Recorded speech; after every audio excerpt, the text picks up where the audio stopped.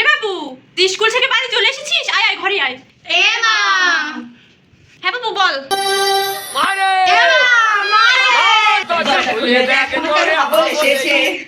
দেখে পেয়েছে, বল।